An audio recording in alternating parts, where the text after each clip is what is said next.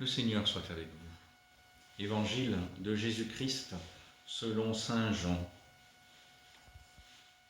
En ce temps-là, Jésus disait aux Juifs, « Si c'est moi qui me rends témoignage, mon témoignage n'est pas vrai.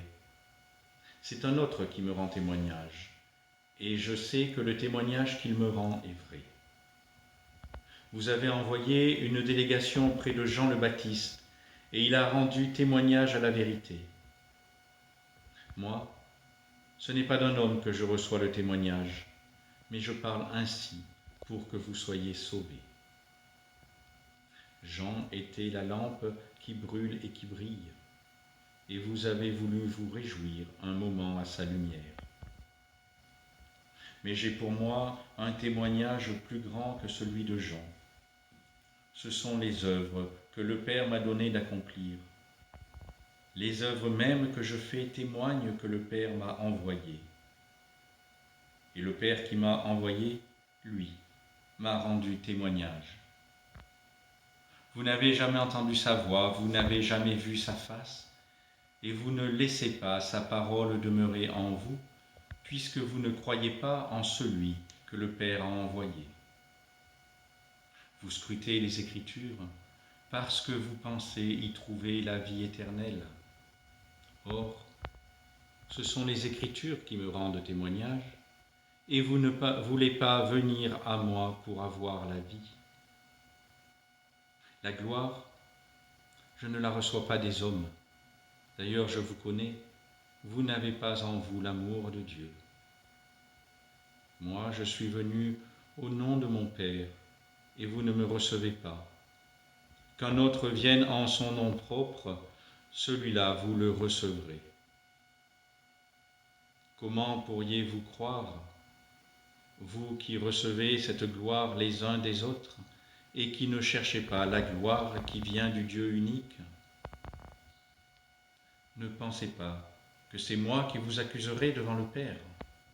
Votre accusateur, c'est Moïse, en qui vous avez mis votre espérance.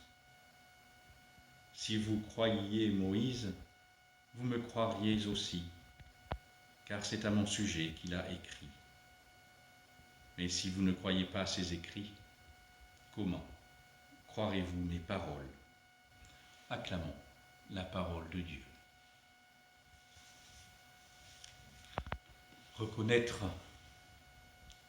en Jésus le Fils envoyé du Père est le socle de notre foi, mais c'est aussi la preuve de l'amour suprême de Dieu pour nous. Notons que Jésus ne s'est jamais fait le centre de l'attention. Il oriente toujours vers son Père. Dans ce texte, il demande à ses contradicteurs de croire en ses œuvres.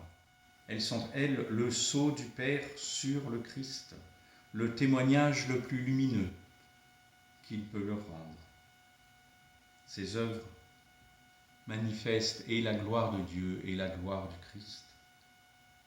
Elles révèlent que Dieu est là, au cœur de nos vies.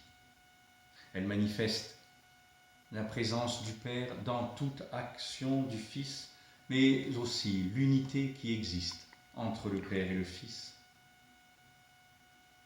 Dans ses œuvres, le Fils accomplit l'œuvre du Père et révèle son amour pour le monde.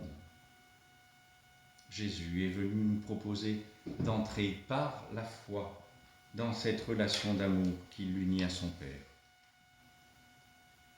Frères et sœurs, profitons de ce temps spécial qui nous est offert pour entrer plus profondément dans cette réalité de foi. La situation nous montre que notre environnement, notre vie même, tout cela est soumis à de nombreuses fluctuations.